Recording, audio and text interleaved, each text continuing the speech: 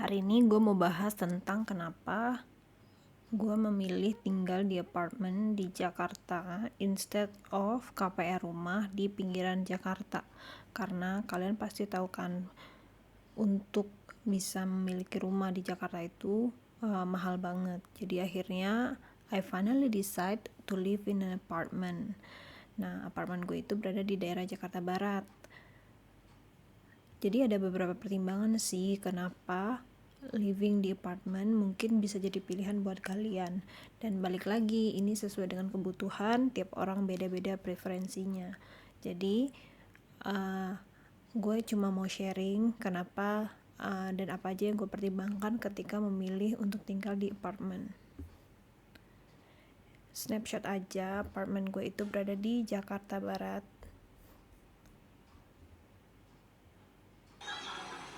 Nah, ini sneak peeknya. Lumayan oke sih lingkungannya, ada kolam renang, fasilitasnya juga lengkap.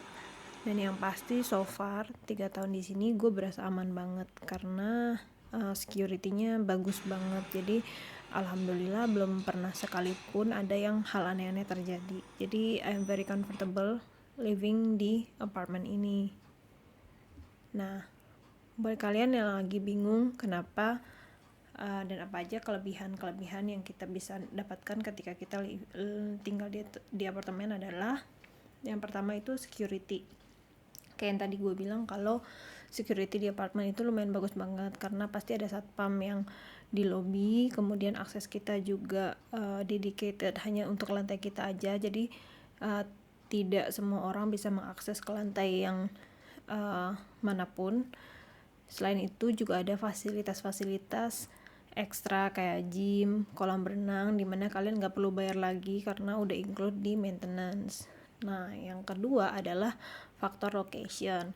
Ketika memilih properti, faktor yang paling penting adalah lokasi. Jadi salah satu alasan kenapa gue tinggal di apartemen juga karena dekat dengan kantor, walaupun butuh transportasi tidak terlalu jauh sehingga tidak membuang atau menghabiskan waktu yang banyak di jalan gitu. Jadi paling ya 20 menit atau 30 menit udah sampai di kantor. Jadi cukup efisien dan efektif juga.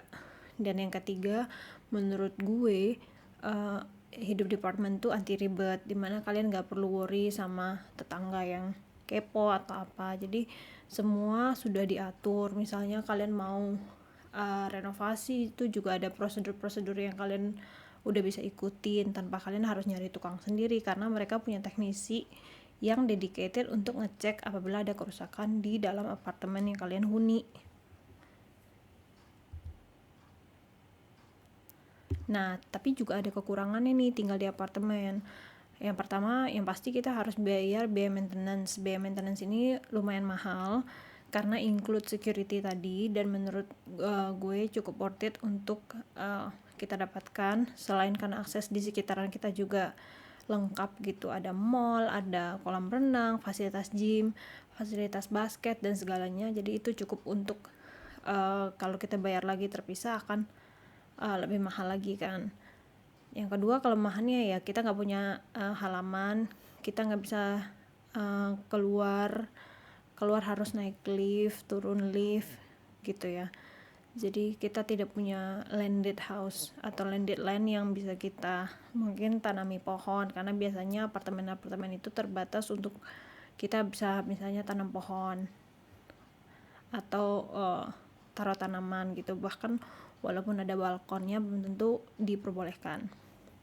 Yang ketiga, untuk bisa renovasi juga nggak bisa sesuka hati kayak rumah gitu, karena mengikut tata ruang dan tata bangunan, sehingga ketika kita mau renovasi kita harus konsultasi dulu nih dengan pengelola apartemen. Ya mungkin di situ PR-nya juga. Nah, banyak yang nanya kenapa nggak KPR aja gitu kan, kalau punya rumah kita udah punya rumahnya gitu. Nah, di sini gue mau membandingkan antara KPR di mana kalian minjam ke bank dengan kalian sewa tempat di daerah dekat kantor kalian atau tidak terlalu jauh dari kantor. Nah, mungkin ini exclude untuk geng-geng sultan yang punya rumah, dimana mereka nggak perlu apply KPR ke bank gitu ya. Nah, gue tuh mencoba membandingkan antara KPR dan sewa. Nah, yang kalian bisa bandingkan adalah bukan dengan kalian memiliki rumahnya atau kalian tidak memiliki rumahnya, karena tidak apple to apple kalau membandingkan seperti itu. Tapi yang harus kalian bandingkan adalah berapa biaya yang tidak bisa di recover, artinya biaya yang tidak kalian dapatkan kembali benefitnya di masa depan dengan kalian KPR atau dengan kalian sewa. Yaitu yang pertama yang pasti biaya bunga gitu kan. Walaupun kita bayar bunga ke bank, biaya bunga itu kayak uang habis gitu. Tidak ada benefit yang akan kalian dapatkan di masa depan. Nah, biaya bunga itu kalian perlu cek ke bank mana biaya yang lebih rendah, dan mayoritas untuk KPR sih lumayan lebih mahal dari kredit-kredit yang lain. Jadi ensure kalau kalian udah mau berkomitmen KPR, kalian benar-benar yakin gitu kan. Nah, kalian perlu bandingkan mana yang lebih murah, biaya bunga dan biaya sewa. Nah, yang kedua, compare juga nih biaya transportasi yang harus kalian tanggung kalau kalian KPR rumah. Setahu saya kalau kalian KPR rumah jauh di pelosok Jakarta gitu, misalnya Tangerang, Depok atau Bogor, it will take ongkos transportasi lagi. Selain itu juga pikirin berapa jauh jarak yang harus kalian habiskan untuk pulang pergi dari kantor ke rumah dan dari rumah ke kantor gitu. Dan yang ketiga, compare juga akses dan fasilitas yang kalian miliki di lokasi rumah yang kalian sewa dengan tempat atau lokasi rumah yang kalian mau beli lewat KPR. Nah, sedikit gambaran untuk tinggal di apartemen, ada beberapa biaya yang harus kalian bayar. Yang pertama adalah refundable deposit atau sinking fund. Nah, ini bisa kembali setelah akhir masa sewa kalian berakhir. Ini seperti jaminan. Yang kedua adalah biaya sewa itu sendiri. Nah, biaya sewa itu terdiri dari 45 untuk ukuran 42 square meter itu kira-kira sekitar 45 sampai dengan 55 juta per tahun. Selain itu kalian juga bayar biaya maintenance. Nah, untuk apartemen yang saya tinggali itu harganya per square meter adalah 18.000 per square meter. Jadi kira-kira 9 juta setahun gitu. Nah, selain itu kalau memiliki rumah dengan KPR, kalian juga harus menghitung biayanya. Biayanya seperti apa? Biaya bunga, biaya transaksi, dan biaya pajak. Perlu kalian tahu bahwa biaya bunga dari KPR itu di awal-awal itu relatif lebih besar porsi bunga dibanding dengan porsi pokok yang dikurangkan. Jadi jangan heran ketika kalian KPR maka 5 tahun pertama hampir 50 atau 60% itu adalah biaya bunga, bukan cicilan pokok gitu. Jadi ya ensure aja utang kalian akan lama gitu turun nilainya ketika kalian memilih untuk melakukan KPR. Jadi choose your choice wisely gitu. Gak ada one fit all solution untuk semua orang, tapi percayalah apapun yang pilihan yang kalian pilih, kalian sudah mempertimbangkan baik buruknya gitu.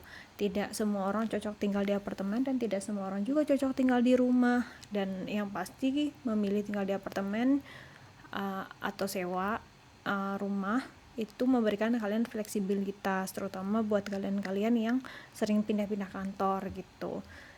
Dibanding yang udah punya rumah, itu akan lebih fleksibel untuk orang-orang yang sewa karena mereka bisa pindah anytime, dan yang paling rugi biayanya hanya setahun gitu kan. Sementara kalau kalian memilih rumah KPR, you cannot turning back. Ya kalaupun bisa kalian harus menemukan penjualnya, take over kreditnya, dan mungkin prosesnya akan lebih panjang dibanding orang yang memilih sewa. Nah, ada pertanyaan nih buat orang-orang yang sewa, masa mau ngontrak terus sampai tua gitu kan. Nah, di sini gue sih di posisi dimana nggak juga gitu, karena uang yang kalian uang sisa dari yang harusnya kalian KPR kan kalian simpan dan kalian investasikan, sehingga suatu hari kalian bisa kumpulin uang tanpa beban cicilan hutang ke bank.